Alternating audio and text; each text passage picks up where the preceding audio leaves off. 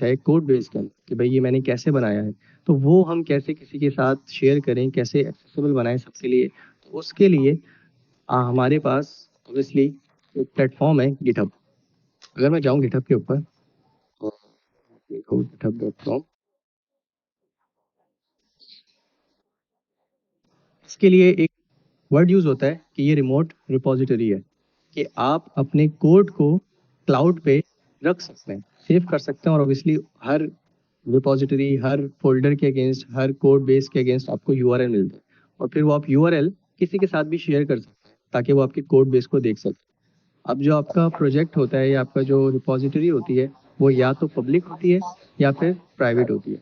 Public होती है तो सब देख सकते हैं, प्राइवेट होती है तो ऑब्वियसली वो पब्लिकली एक्सेसिबल नहीं होती।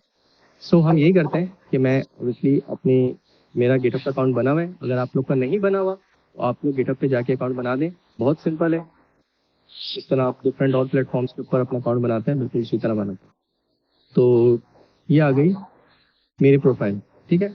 इसमें मेरा नाम और जितने भी मैंने प्रोजेक्ट्स के ऊपर काम किए हैं तमाम चीज़ें फिलहाल मेरे पास शो हो रही हैं। अब हमने एक नया प्रोजेक्ट बनाना है, एक नया फोल्डर बनाना है। आप लोग के पास है रिपोजिटरीज के अंदर 0 आ रहा होगा, मेरे पास 110 आ रहा है, ठीक है। तो ये थोड़े से चेंजेस होंगे, बाकी सब। तो अब हम क्या करते हैं, हम अपनी कैलकुलेटर को या कैलकुलेटर के अपने कोड को हम पुश करने की कोशिश करते हैं इस गिटहब, इस प्लेटफॉर्म के ऊपर, ताकि सबको हमारा कोड बेस भी एक्सेसिबल हो। मैं यहाँ पे आके न्यू करता हूँ, अगेन स्टेप फॉलो कर लेते हैं। मैंने क्या करना है, मैं अपनी गया प्रोफाइल के ऊपर, जो सिंपल स्टेप है, और उसके बाद मैं गया रिपोजिटरीज के अंदर, और यहाँ पे आपके पास ये न्यू का बटन आ रहा है। आपने न्यू पे गए, आप यहाँ पे आपने अपनी रिपोजिटरी का नाम देना। अच्छा, इसमें अच्छी बात यह है कि ये ग्लोबली यूनिक नहीं होना चाहिए, ये आपके अकाउंट लेवल इस प्रोजेक्ट का नाम यूनिक होना चाहिए। फॉर एग्जांपल, अगर मुबशिर इम्तियाज जो मेरा अकाउंट है, इसमें पहले ही अगर कोई सिंपल कैलकुलेटर बना हुआ है तो मैं दोबारा सिंपल कैलकुलेटर नहीं बना सकता। इसमें ये नहीं है कि इन जनरल के सब अकाउंट्स में इस नाम का नहीं होना चाहिए, ऐसा नहीं है। बस मेरे अकाउंट में ये नेम यूनिक होना चाहिए। तो यहाँ पे बोल देता हूँ कि भाई सिंपल कैलकुलेटर, वो नीचे वैलिडेट भी कर रहा होता है कि ये मौजूद है कि नहीं है। तो सिंपल कैलकुलेटर मेरे पास अवेलेबल है, मैं इसको यूज कर सकता हूँ। दूसरी बात, आप डिस्क्रिप्शन दे सकते हैं, it's all up to you, अगर आप देना चाहें। फॉर एग्जांपल मैं आप छोटी सी डिस्क्रिप्शन देता हूँ कि भाई this is a simple calculator. अब फ्लेक्सिबिलिटी, कि ये सबके लिए अवेलेबल होना चाहिए या सिर्फ कुछ स्पेसिफिक लोगों के लिए। अगर आपकी ऑर्गेनाइजेशन है, अगर आपकी ऑर्गेनाइजेशन नहीं है तो सिर्फ आपके लिए ही अवेलेबल हो, तो मैंने ये सबके लिए अवेलेबल करना है, ठीक है। बाकी और भी इसमें कुछ चीज़ें, अभी हम इन चीज़ों में नहीं पढ़ते कि भाई कैसे आप इनिशियलाइज कर सकते हैं कि रिपोजिटरी के अंदर एक रीडमी फाइल, या फिर किटिंग रोल क्या होता है, लाइसेंसिंग क्या होती है, अभी हम उसमें नहीं आते। मैं क्या करता हूँ, इन तमाम कॉन्फ़िगरेशंस के साथ, इन तमाम सेटिंग्स के साथ ना रिपोजिटरी को क्रिएट कर देता हूँ।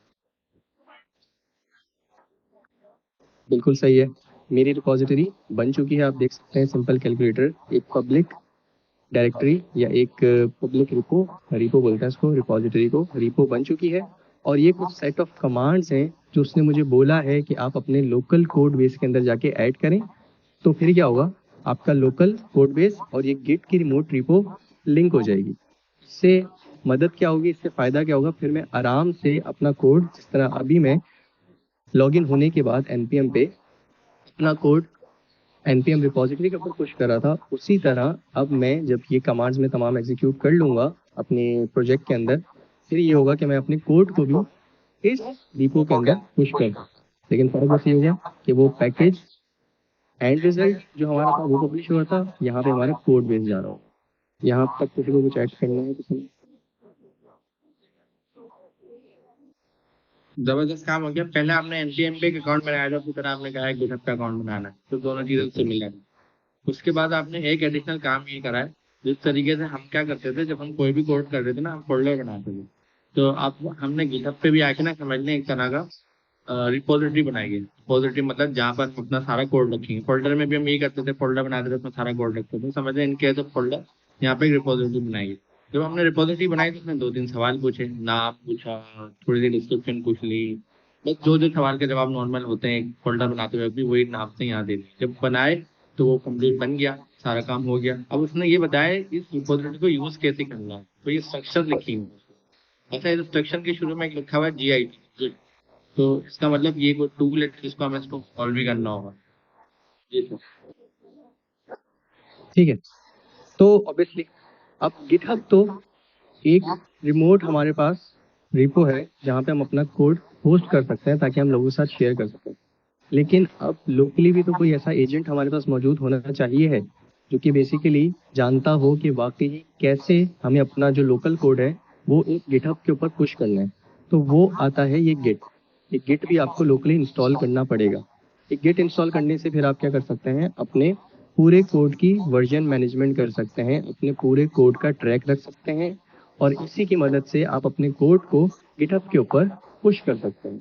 तो अब इसको इंस्टॉल कैसे करना है, वो बहुत सिंपल है। आप इसको गूगल कीजिए, कर लीजिएगा, आपके पास डिफरेंट कमांड्स आ जाएंगी या आपके साथ लिंक शेयर कर दिया जाएगा कि गिट कैसे इंस्टॉल करना। आई गेस अमीन भाई अभी के लिए सही है। अभी के नहीं है। अगर जैसे हमको इतना बता दें कि अपना कोड ना पुश कर सकें, बस इतना कर दें, शॉर्ट में रखें। गिट नहीं, इंस्टॉल कर लेते हैं और गिटहब का डेस्कटॉप सर ने जो बताया था गिटहब डेस्कटॉप वो इंस्टॉल कर लेते हैं, 2 चीज इंस्टॉल कर लेते सही है। तो मैं आता हूँ अपनी दोबारा कोड पे। गिट मेरे पास पहले ही प्री इंस्टॉल्ड है, आप लोग को इंस्टॉल करना पड़ेगा। ठीक है, इस तरह बिल्कुल उसी तरह जिस तरह आपने टाइप इंस्टॉल की थी, जिस तरह आपने डिफरेंट और टूल इंस्टॉल किए थे, इसी तरह गिट भी आप इंस्टॉल कर सकते हैं अगर आप कमांड लाइन प्रेफर करते हैं। अगर आप कमांड लाइन प्रेफर नहीं करते, और भी टूल है जिसकी मदद से आप ये काम कर सकते हैं। वो कौन सा है, वो है गिटहब डेस्कटॉप। तो यहाँ पे अगर आप ऊपर हैं। है, ऑप्शन हमारे पास बहुत हैं। ऑप्शन तो मुराद है हमारे पास VS कोड के थ्रू भी पुश होता है।